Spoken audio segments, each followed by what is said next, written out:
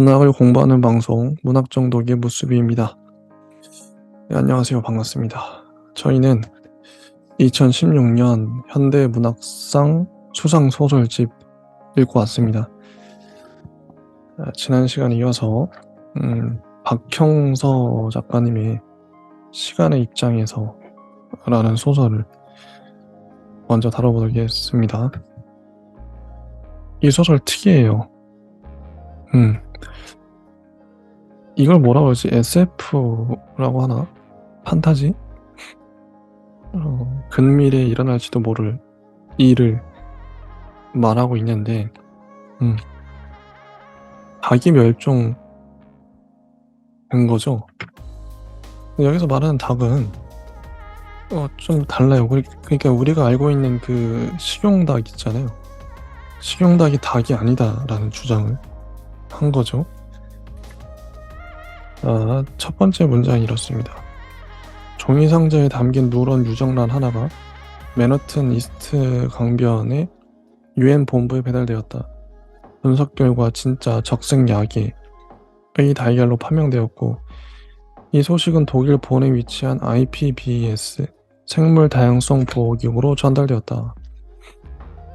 월요일 오전 10시 IPBES의 종다양성위원회에서 사실 확인 및 개체 인수를 위해 현장 요원을 급파하기로 결정했다. 성범수가 이제 파견됐는데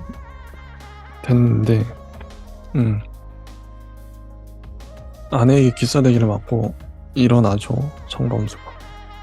근데 이거 끝까지, 소설을 끝까지 안 나와요. 왜 기싸대기를 맞았는지. 존스 홉킨스 대학 진화생물학 연구팀에서 발표한 논문 한 편이 지나치게 많은 관심을 끌었다. 요약하자면 닭의 멸종이 임박했다는 것이다. 뭐라고?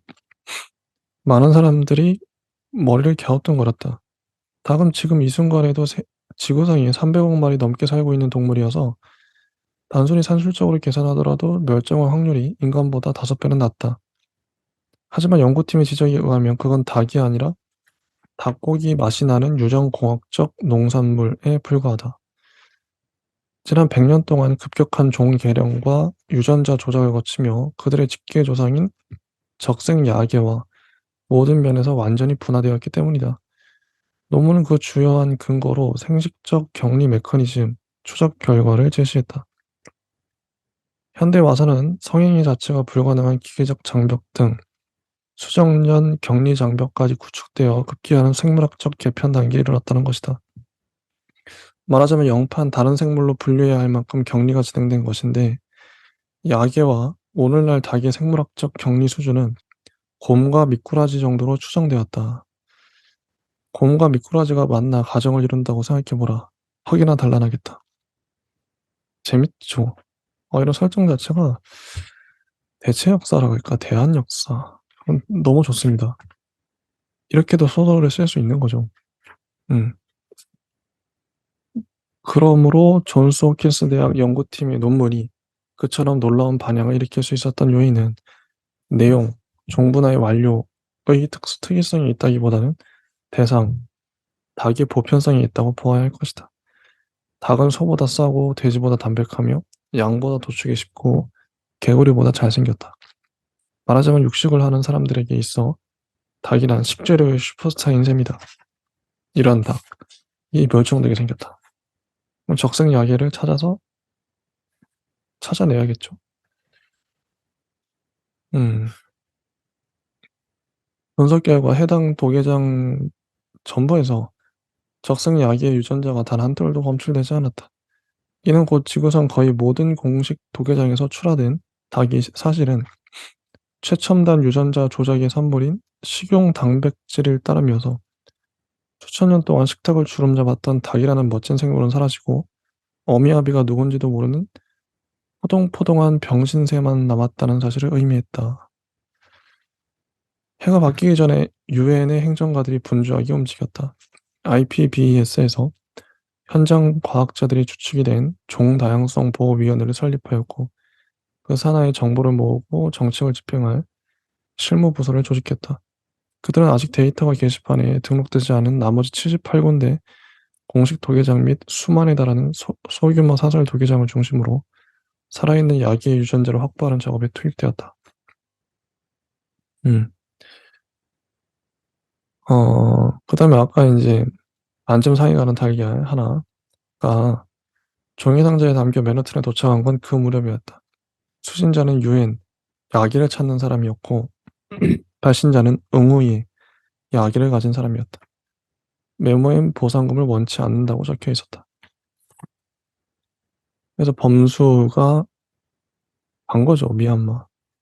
양곤 공항에 도착합니다. 그 야게를 만나러. 음. 정말 가면서 인제 '아내한테 기사들이 왜 맞았을까?' 이 생각을 하면서 가요. 이 소설의 큰 축이죠. 두 가지 축. '아내한테 왜 맞았을까? 아내는 왜' 그게 인제 하나의 축이고, 하나는 이 적성 이야기를 찾으러 가는 이 정글과 밀림을 넘어서 찾으러 가는 여정이에요. 이 이렇게 대비되는 이야기를 이렇게 이끌어간 이유가 있겠죠? 박경서 작가님이. 하여튼 저 이 가는 과정이 은근히 길게 나옵니다. 음. 어 어떤 마을에 도착을 하죠. 근데 여기는 원시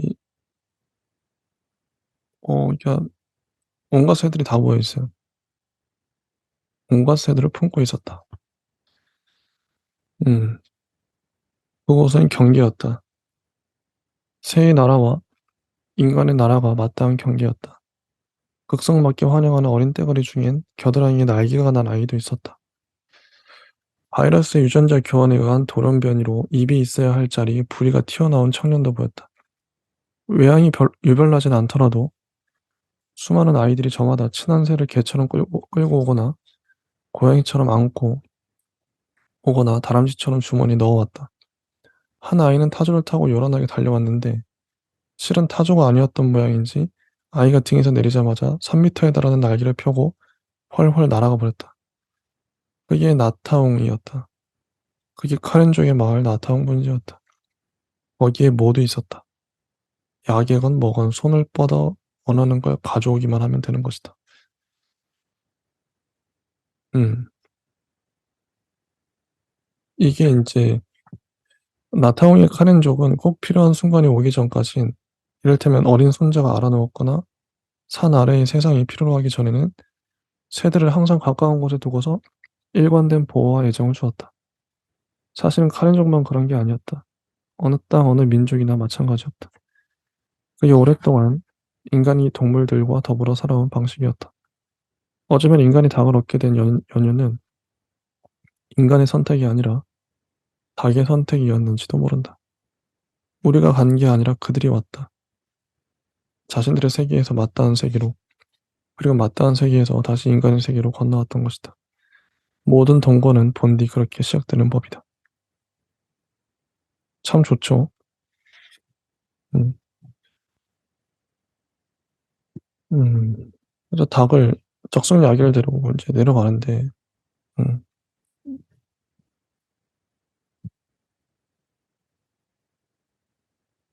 음.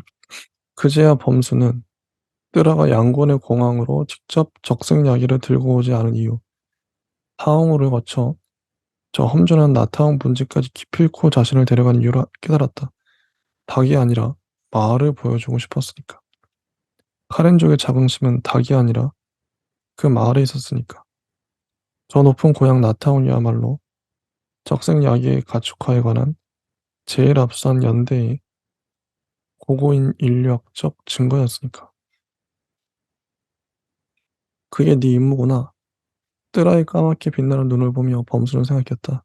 내 임무는 닭 한 마리 호송하는 건데. 응. 근데 이 범수가 뱀에 물려가지고 발이 퉁퉁 부어요. 내려가다가 너무 비도 많이 오고 난리가 나죠. 그 동굴에 숨어 있고. 그래서 못 가겠다. 그래서 같이 온 이 뜨라가 다녀올게 하고 가죠. 근데 이 뜨라가 닭을 잡죠, 적성약에. 그렇게 한 마리 말끔히 해치우고 나서 겨우 살 것 같았다. 이렇게 목숨을 부지하는 것이다 하고 생각했다. 별로 부끄럽지 않았다. 창피한 일이 아니었다. 배터리의 전자가 한 방울도 남지 않은 모양이었다. 바닥에 내려놓았다. 그제야 아내와 완전히 헤어졌음을 깨달았다. 닭이 방금 전에 지구상에서 멸종했다는 사실도. 그리고 뜨라가 동굴을 떠났다는 것도 이상했다. 이상하다고 범수는 생각했다. 보내고 나면 냉큼 피눈물이 날 줄 알았는데 그런데 그렇지 않았다.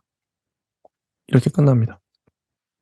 아내도 떠나가고 지구상의 마지막 남은 닭도 내가 잡아먹고 이런 거죠. 이런 이야기입니다. 박형서 작가님의 시간의 입장에서 제목은 왜 시간의 입장에서인지 의미가 있겠죠. 좋은 소설이라고 생각해요. 아마 이런 소설은 그 동물보호 단체에서 좋아하지 않을까. 지구와 자연을 생각하는. 음. 그리고 아내한테 뺨 맞은 얘기는 왜 계속 나오는 건지. 적성 약이랑 무슨 상관인지. 의미가 있겠지만 잘 모르겠다. 넘어가겠습니다. 백민석 작가님의 개나리, 개나리 산울타리. 음, 개나리 산울타리.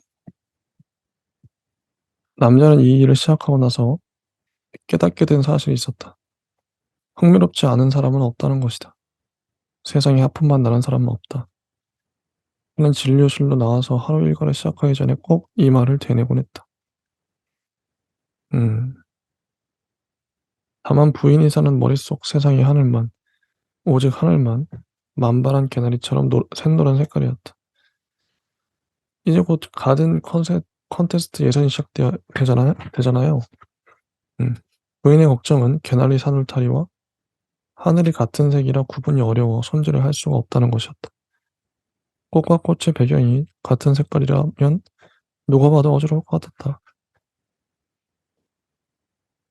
이런 환자를 받은 거죠. 음. 그리고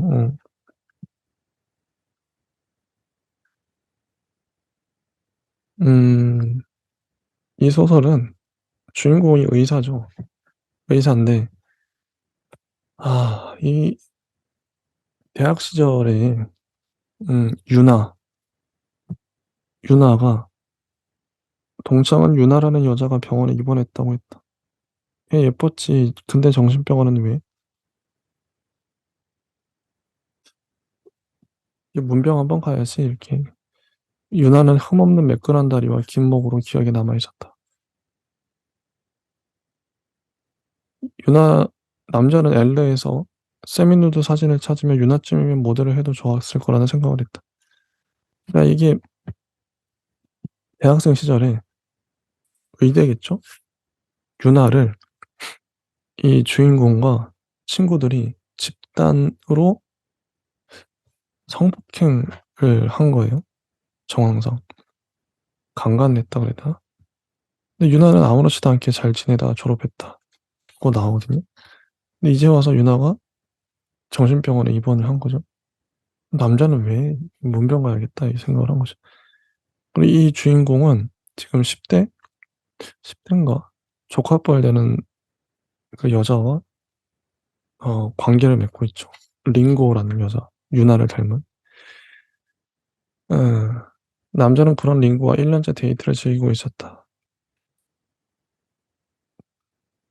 우리 이제 데이트도 하고 모텔도 가고 유나를 닮은 이런 소설입니다. 어, 어,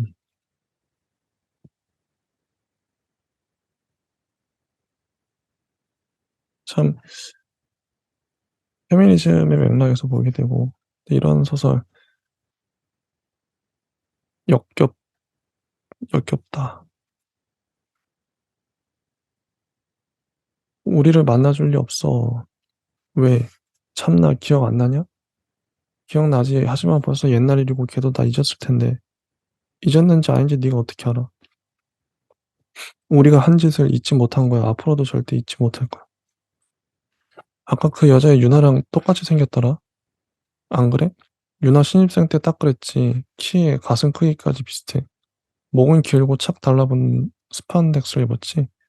유나 동생인 줄 알았어. 특히 그 처진 눈초리. 뭐 하는 거냐? 유나랑 똑 닮은 애를 데려다 놓고 너도 잊지 못한 거지. 남자는 링고와 침대에 마주 누워 바라보며 이 여자의 무엇이 유나와 그렇게 닮았나 곰곰 생각했다. 음. 자신의 치기 어린 표현을 쓰자면 낭심을 녹이는 미모였다. 이런 이런 주인공이죠. 링고한테 유나 얘기를 하죠. 아찌랑 아찌 친구들 며칠 술 먹고 실수 좀 했지. 우리 넷이 아니 다섯이었나? 그냥 같이 잤던 거야. 남자는 그냥 이런 식으로 기억하는 거죠.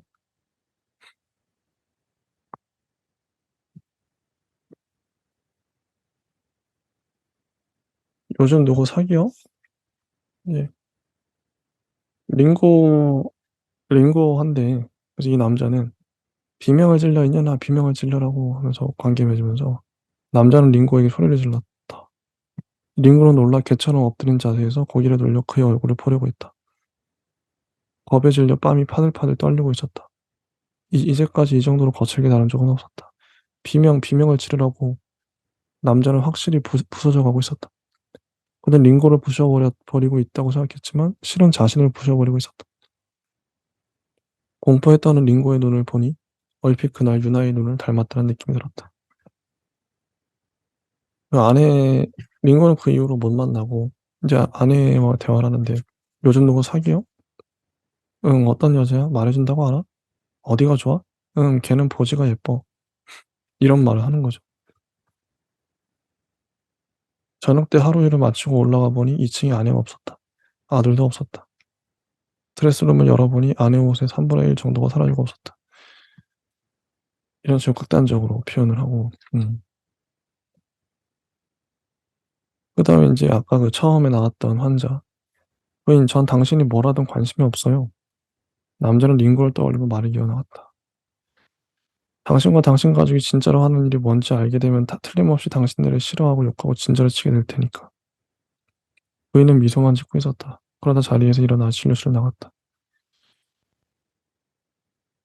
남자는 다음번에 동창을 만나면 이런 말을 들려줄 생각을 했다. 우리는 젊었지만 한 번도 깨끗했던 적은 없었다고. 순수하고 순결한 젊음은 전혀 우리 것이 아니었다고. 그가 수것 끝에 내놓은 진심이었다. 이렇게 끝납니다. 자, 다음 소설은 손보미 작가님의 임시교사인데요.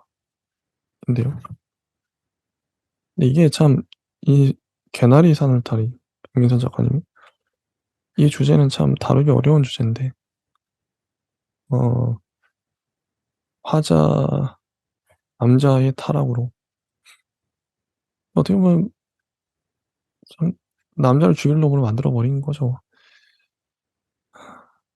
어렵습니다. 이런 소설 너무 어려워요. 쓰는 게 어렵다는 거. 읽기도 어렵지만. 손보미 작가님의 임시교사. 요거는 이상문학상과 젊은 작가상에서 나왔어요. 이미 두 차례 다뤘기 때문에 넘어가겠습니다. 스킵을 하고 이기호 작가님의 권순창과 착한 사람들. 아, 이 작품 좋아요. 어, 어느 날 이상한 남자가 아파트 앞에 어떤 대자보 같은 걸 들고 시위를 하는 거죠. 자기 돈 700만 원을 갚으라고. 몇 동 몇 호, 자기 돈 700만 원 갚아라. 700만 원인가? 근데 그거를 이 아저씨는 안 나가고 계속 하고 있죠. 근데 교수님이 주인공이에요. 그걸 목격하죠. 응. 여기 나오네. 103동 502호 김성만 씨는 내가 입금한 돈 700만 원을 돌려주시오. 이렇게 쓴 글을 들고 있는 거죠. 이 남자는 무건시, 침묵 시위를 하고 있습니다. 이 남자가 눈에 띄죠. 그래서 주변에 말이 돌고 음 나중에는 그 남자가 불쌍해서 돈을 모아서 도와주려고 그래요. 그 남자는 거부하죠. 음. 참 이게 어 생각을 많이 하게 되는. "반장이 집집마다 돌아다니며 성금을 거뒀다. 만 원씩 내는 것으로 했는데 나는 10만 원을 냈다. 반장은 내 돈을 건네받으면서 실은 자기도 5만 원을 냈다고 콧잔등을 찡긋거리며 말했다."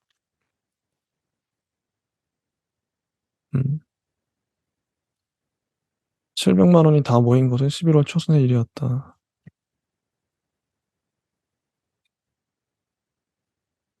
그래서 이걸 어떻게 전달할까? 지방신문 기자도 부를까? 이런 얘기도 하고 음 입주민 대표는 여비조로 따로 20만 원이 든 편지 봉투도 들고 갔고 신문 기자를 부르진 않았지만 참 좋은 마트 사장이 스마트폰으로 그 모든 과정을 동영상으로 남기기로 했고 사람들은 남자와 일일이 악수를 하며 박수를 칠 생각이었으며 기꺼이 남자의 천막 철거 작업을 도울 작정이었지만 하지만 남자는 사람들의 그 모든 선의를 거부했다. "저는 이 돈을 받을 수가 없습니다." 남자는 그렇게만 하고 다시 대자보 판을 잡고 제자리에 앉았다. "아니 권순찬 씨 이게 우리가 다른 뜻이 있는 게 아니고요. 502호 할머니 대신해서 전해 드리는 겁니다. 여기 502호 할머니 돈도 포함되어 있어요. 저는 원래 그 할머니한테 돈을 받을 생각이 없었습니다. 저는 김성만 씨를 만나러 온 거예요. 그 사람을 직접 만나서 일을 해결하려고요. 그만 갑시다. 사람들의 선의를 원 저렇게 무시해서요." 누군가 그렇게 외쳤고 사람들은 하나둘 다시 단지 정문 쪽으로 되돌아왔다. 그것이 내가 전해 들은 그날 일의 전부였다. 아파트 앵커가 700만 원에 대한 이자를 받으려 한다는 소문이 돌기 시작했다. 이걸 거부하니까 사람들이 당황한 거죠. 우리가 뭘 잘못한 걸까요? 사람들의 인식이 점점 안 좋아지고 있어요. 근데 교수님한테 인제 권순찬 씨를 한번 만나 보라고 한 거죠. "어머니 때문에 그래요?" "어머니가 당신 때문에 죽은 것 같아서 그러냐고요." 가서 물은 거죠 교수가. 화가 나 가지고. "아닌데요. 어머니가 왜 나 때문에 죽어." 남자가 거기까지 말했을 때 나는 점퍼 주머니에서 손을 빼 그의 멱살을 잡았다. "아니긴 뭐가 아니야. 그런 거잖아. 당신이 늦어서 어머니가 그렇게 됐다고 생각하는 거잖아." 어머니가 죽었거든요. "아닌데요. 돈이 600만 원밖에 없어서 2달을 더 일해야 돼서 그렇게 된 건데요. 애꿎은 사람들 좀 괴롭히지 마요. 애꿎은 사람들 좀 괴롭히지 말라고." 이렇게 된 거죠. 그런데 어느 날 그날 이후 사흘 더 있었는데 GC 노숙인 쉼터라는 글자가 박힌 승합차가 아파트 정문 건너편에 서더니 건장한 청년 2명이 내렸다. 그들은 아무 말 없이 권순찬 씨의 팔을 양쪽에서 잡아 일으켜 세웠다. 그것이 끝이었다. 이렇게 끌려가요. 음. 그리고 거의 마지막 와서 어 내가 살던 아파트에서 못 보던 쿠페형 외제차였다. 근데 되게 어떤 남자가 내린 거죠. '아 그였구나. 그 사람이었구나. 권순찬 씨가 만나려던 사람이에요.' 나는 그 불빛을 노려보며 한참 동안 그 자리에 서 있었다. 그리고 지금 여기에 그 이야기를 쓰기 시작했다. 우리는 왜 애꿎은 사람들에게 화를 내는지에 대해서. 이 소설이 참 재밌고 시사할 만한 점이 큰 게 결국 그 당사자 돈을 이게 돈을 떼먹은 그 당사자 아저씨가 마지막에 등장하잖아요. 잘못한 건 그 사람인데 나머지 사람들은 죄가 없죠. 권순찬 씨도 그렇고 권순찬 씨가 불쌍해서 모금을 해서 700만 원 이상 모금해서 전해 주려던 착한 사람들도 그렇고 그 사람들끼리 싸우고 있어요, 서로 의심하고. 내 우리 돈을 안 받는다고 화내고 짜증내고 결국은 이 권수찬 씨는 누군가 어떤 주민이 신고해서 노숙인 센터 끌려가고 결국은 이 구도를 가만히 보면 죄 지은 사람, 이 부자 아저씨, 배불뚝이 부자 아저씨는 뭐 아무런 제재나 아무런 권순찬 씨의 존재조차도 모르고 있죠. 평온하게 자기 아파트로 오는데 전혀 죄 없는 사람들끼리 서로 싸우고 있다. 이게 얼마나 희비극, 블랙 코미디라고 해야 될까요? 씁쓸한, 씁쓸한 웃음이 지어지는 그런 작품이었습니다. 정말 잘 썼다. 응? 마음에 들었었어요. 그다음에 조혜진 작가님의 사물과의 작별. 음, 첫 번째 문단이 내가 일하고 있는 지하철 역사 귀퉁이 유실물 센터가 세계를 구성하는 하나의 표준적인 조각 같다는 생각이 들 때가 있다. 세계는 유실물 센터와 유사한 조각들로 끝없이 이어져 있는 무한히 크지만 시시한 퀄트 같은 것에 지나지 않는다고 여겨지는 것이다. 엄청난 오지가 아닌 이상 세계의 어디를 가도 그것엔 지갑과 안경과 책이 있을 것이다. 내가 여행을 싫어하고 가능하면 생활권 안에서만 움직이려 하는 것도 세계란 사물들의 총합에 지나지 않다는 오래된 믿음 때문인지 모르겠다. 낯선 도시의 호텔 욕실에도 알루미늄 재질의 휴지거리와 플라스틱 비누대가 있을 테니 말이다. 고모가 심드렁한 목소리로 대꾸하죠. 게으른 성격이란 걸 참 복잡하게도 설명하는구나. 아무튼 어, 고모는 알츠하이머 진단을 받아요. 받고 요양원으로 떠나버립니다.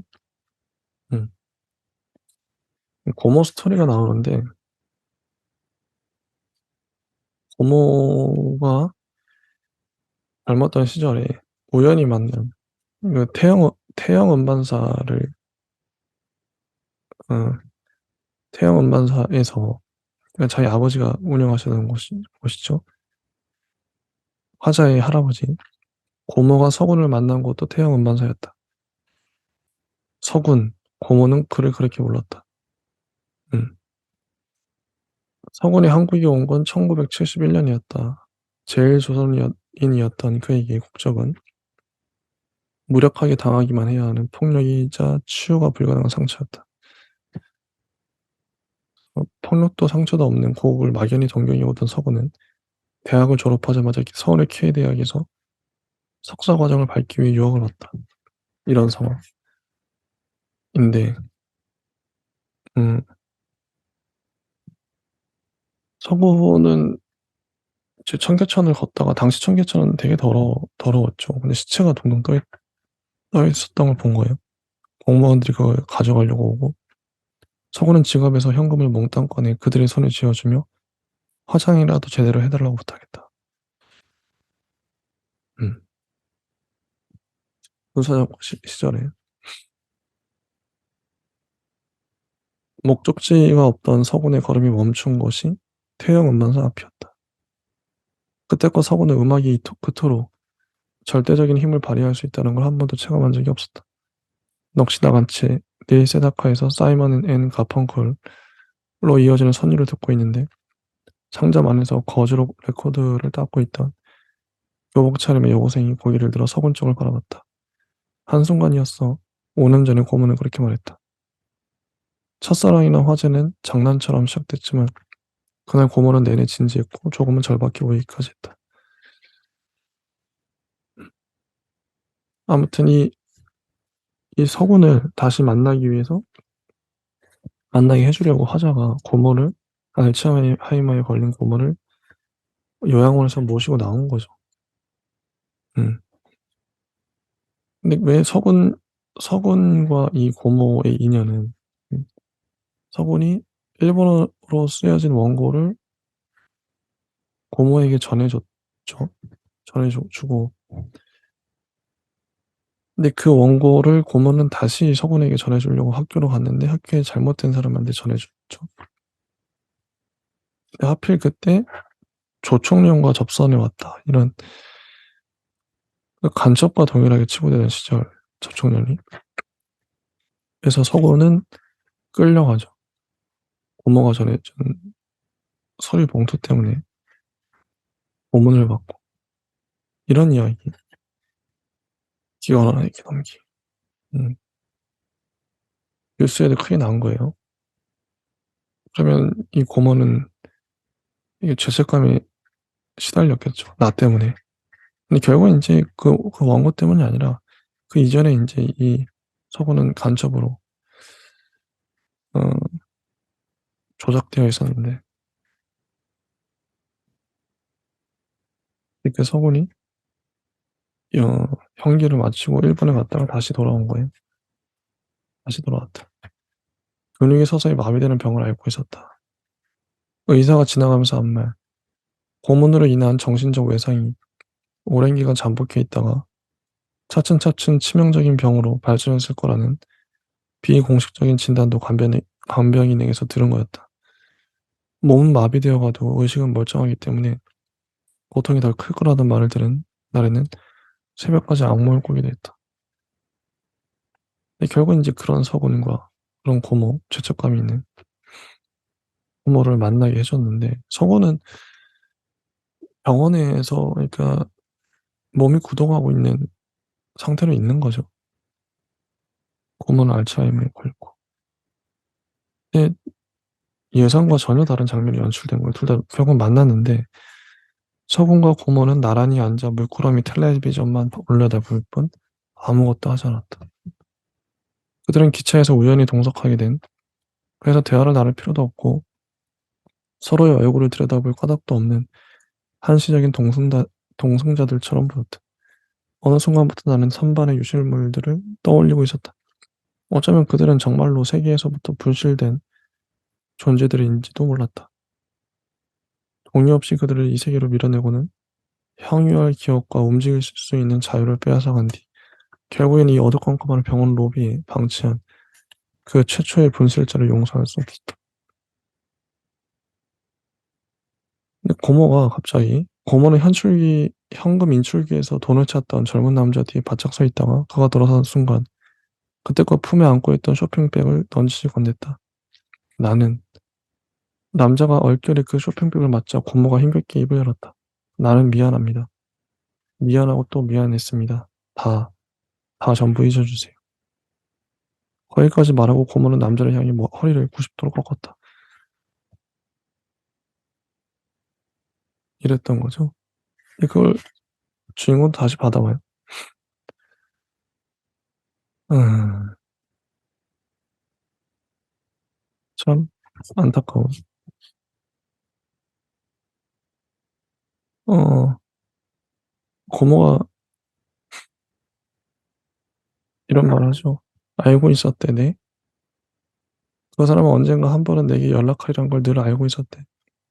그런 날이 오면 자식과 남편 자랑을 하고 직장 상사를 흉보고 휴가 계획에 대해 떠드는 그런 일상적인 이야기를 듣고 싶었다고 하더라. 전화가 왔는데 이런 얘기를 하는 거죠. 근데 고모는 평생 결혼을 안 했어요. 그 남자를 잊지 못했다. 아무 말도 하지 못했어. 그냥 듣기만 했어. 서군이 작별 인사를 하는데도 입을 꾹꾹 다물고 있었지. 이랬다. 뭔가 좀 아련한 고모와 서군의 스토리. 좋습니다. 그리고 역대 수상작과 최근작 3편이 실렸는데요. 김경옥 작가님의 천국의 문은 이상문학상에서 대상으로 다룬 적이 있기 때문에 넘어가고 넘어가고 이순원 작가님의 시간을 걷는 소년 2 이건 간단해요. 그 이순원 작가님이 1957년생이에요. 연배가 되시죠. 이 소설은 할머니가 돌아가신 후 장례 절차를 보여주고 있어요. 아, 옛날에는 장례를 이렇게 치렀구나. 그겁니다. 이 소설의 의미나 같이. 지금은 누가 옛날식으로 할까요? 음. 정말 좋았어요, 그런 부분들이. 어떤 지식을 주는 소설인 거죠. 음. 주변 사람들의 반응, 그때 당시 어떤 기록으로서의, 음, '사람이 죽으면 옛날에 이렇게 했구나.' 음. 예를 들면 이런 건데요. 어 두 사람은 돌아간 할머니와 작별 인사를 끝낸 다음 안방 윗목 벽에 걸려 있는 메주를 모두 떼어 바깥마루로 내가게 했다. 이런 "혼백이 계신 방에 아직 메주를 달아두고 있단 말이냐. 얼른 떼어라." "안방에 봄에 뿌릴 씨앗을 거둔 것은 없느냐. 있으면 그것도 모두 밖으로 내가거라." 혼이 떠난 목숨과 산 씨앗을 한 방에 두면 죽음의 기운이 씨앗에 바로 전해져 나중에 밭에 뿌려도 제대로 열매를 맺지 못하고 미실이 많다고 작은 할머니가 말했다. 1년치 장을 담그는데 쓰는 메주도 갈아야 할 것도 많고 무정 탈 것도 많은 물건이라 떼어서 밖에 내가는 것이었다. 이런 겁니다. 이런 이런 정보들. 음. 이게 장례식을 장례식장에도 최근에 갔었죠. 할머니가 돌아가셔서. 그때도 뭐 작은아버지들, 아버지, 어르신들이 어 "이건 이런 의미야." 이렇게 얘기를 해 주시죠. 향을 피우거나 뭐 장례식장은 어떻게 해야 되고 사람들에게 어떻게 해야 되고 그런 것들을 배우는 거죠. 그런 게 참 살아있는 지식이잖아요. 그런 것들. 장례는 어떻게 치르는 거야. 하나하나 의미가 있는 거죠. 그런 걸 알 수 있었던 '진짜 옛날에 이렇게 했구나.' 장례 절차에 대해서 뭐 지금은 이대로는 안 한다고 하더라도 지나친 허례허식이라고 하더라도 그럼 지금의 장례는 어떤 의미를 담아서 해야 할까? 그게 참 고민이 되더라고요. 음. 그런 소설이었습니다. 좋았다. 그다음에 편혜영 작가님의 자매들. 자매들. 정오. 정오가 결혼할 때 부모님은 이미 연금 생활을 하고 있었다. 어머니는 딸을 둘 낳았는데 동생인 정서를 낳을 때 40이었다. 철도 공무원인 아버지는 50살이 넘은 나이였다. 정오, 정서, 자매 이야기. 근데 이 정서 입장에서 정오를 보는 정오도 나이 차 많은 사람하고 결혼하거든요. 음. 정오의 경제적 기반은 남편 인수로부터 나왔다. 정서를 돕는 일에 동의했건 아니건 돈을 버는 것은 인수였다. 근데 정서는 정오 얘기를 듣는데 정오가 이런 말을 하죠. "정오는 그 무렵부터 인수가 본격적으로 주먹을 휘두르기 시작했다."고 말했다. 주먹을 휘둘렀다. 매 맞는 아내. 근데 이 소설 참 좋아요. 정서가 정오를 오해 음 정서는 진심으로 언니를 좋아했다. 양육의 피로감을 숨기지 않는 무심한 부모로부터 일찌감치 독립한 자매로서 두 사람에게는 서로에게 유일한 가족이라는 결속력이 있었다. 똑같이 부모를 경시하고 있다는 데에서 생기는 비밀스러운 연대감도 있었다. 부모에게서 벗어나고 싶다는 희망과 결코 벗어날 수 없으리라는 두려움을 가진 사람들 사이에서 생기는 진실된 우애 같은 것이었다. 근데 정서가 어느 날 정호를 만나러 갔을 때 무슨 일인가 일어난 거죠. "언니 무서웠지? 이제 다 괜찮아. 다 끝났어." 왠지 정호가 남편을 죽인 것 같아요, 피가 튀고. 그런 얘기. 이게 되게 스릴러 같은 느낌? 긴장감이 엄청나거든요. 이게 무슨 냄새예요? 중간에 인제 옆집 노부인이 오고 들킬까 봐 막 걱정. 집에서 무슨 냄새가 나던가요? 정서는 또 정호 눈치를 보고 '이거 시체 처리 어떡하지? 빨리 경찰에 신고해야 되는 거 아니야?' 이 마지막까지 읽고 나면 정호가 진짜 남편을 죽었는지 알 수 없어요. 안 죽었을 수도 있죠. 음. 재밌는 소설이었습니다. 일단은 여기까지 봤고요. 이번에도 좋은 작품들만 예전에는 제가 작품들마다 별점을 주고 그랬었는데 이제 별점 자체를 주기가 망설여져요. 왜냐면 저의 기준이 제대로 된 건지 저 스스로도 모르겠고 이게 객관적인 건지. 음 참 저는 인제 이상 문학상을 거의 20편 넘게 봤잖아요. 20 년치를. 2000 년부터 봤으니까. 이상 문학상 할 때는 어느 정도 이제 하면서 '아 내가 단편 소설을 알겠구나. 내가 알고 있구나.' 착각했는데 이상 문학상을 주는 작품들의 그 바운더리가 정해져 있어서 그럴지도 몰라요. 근데 현대 문학상 넘어오니까 진짜 모르겠는 거예요, 이 모든 작품들이. 신기하다. 내가 알 것 같았는데 모르겠네. 그렇습니다. 겸손해집니다. 소설을 읽으면 읽을수록 겸손해져요. '내가 정말 모르는구나.' 그리고 이제 평이 나오죠, 심사평. 그중에 좀 별표 친 거 읽어 드리면 이수영 님이 예심평으로 쓰신 마음이 가는 이유는 이들이 발단 전개 위기 절정 결말이 없는 들어가는 길도 나가는 길도 없는 삶을 그리고 있기 때문이다. 이건 소설감이야. 소설감이야. 라고 말할 수 없는 것을 소설로 쓰고 있기 때문이다. 사람들의 생각과 달리 영락없이 소설감이라면 그것은 소설 외에 다른 매체에서도 아니 소설보다 다른 매체에서 훨씬 잘 다룰 수 있다. 이 부분이 참 좋았어요. 저도 요즘에 이제 최근 들어 느끼는 게 요거 제가 직접 경험하는 것들 문학적 순간들이 찾아오거든요. '야 요거 소설로 쓰면 좋겠네. 이 이야기.' 이런 대사 좀 각색해서 소설적으로 '이게 소설감인 것 같은데?'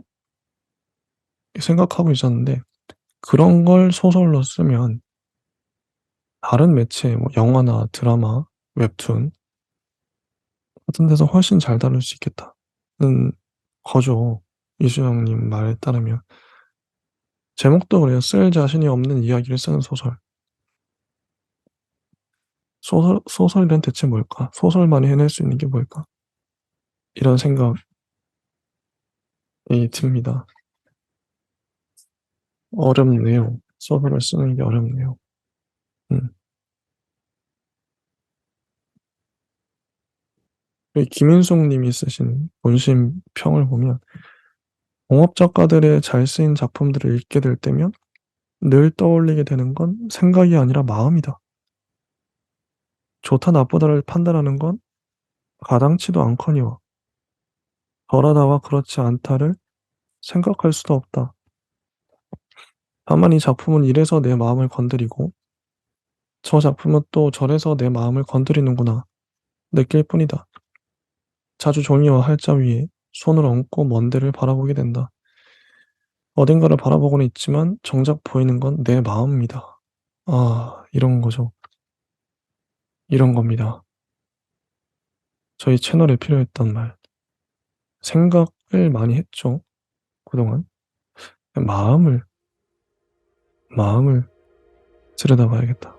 마음에 가닿는 소설. 전 둘 다 필요하다고 봅니다. 생각도 필요하고, 생각은 평론이죠. 마음은 마음이죠. 김치환 사장님의 베를린 피를 읽을 때는 글자가 읽히는 게 아니라 소리가 들리는 듯했다. 누군가 옆에서 낮게 홀로 속삭이고 있는데 그게 내게 하는 소리가 아니란 걸 알면서도 귀 기울여 듣게 되는 거고, 마침내는 저분이 내 얘기를 하고 있네 하는 기분이 드는 거다. 이런 소설을 쓰면 성공이라고 생각합니다. 자, 여기까지 했고요. 음, 글쎄요. 오늘 이번 주에 잘 녹화했는지 모르겠네요. 제 이야기를 하려고 했는데 다음 주도 이제 현대문학상 아직 많이 남았는데 2017년이죠. 다음 주도 이제 곰곰이 읽으면서 저의 마음이 어떻게 움직이는지, 어떻게 보면 소설을 읽는 일은 자기를 관찰하는 일 같아요. 이렇게 평론을 한다는 건 나는 어떻게 읽었는가, 내 마음이 어떻게 움직였고 내 생각이 이 문장들에 어떻게 반응하는가를 객관적으로 다른 사람들에게 설득하거나 아니면 그대로 보여주는 작업이 평론인 거죠. 방송은 평론인데 음, 소설을 말하는 것, 소설을 쓰는 것, 소설에 대한 감상, 평, 혹은 뭐 평론을 쓴다는 게 뭘까 고민하게 됩니다. 자, 일단 여기까지 하고요. 예, 다음 주에 찾아오도록 하겠습니다. 네, 감사합니다.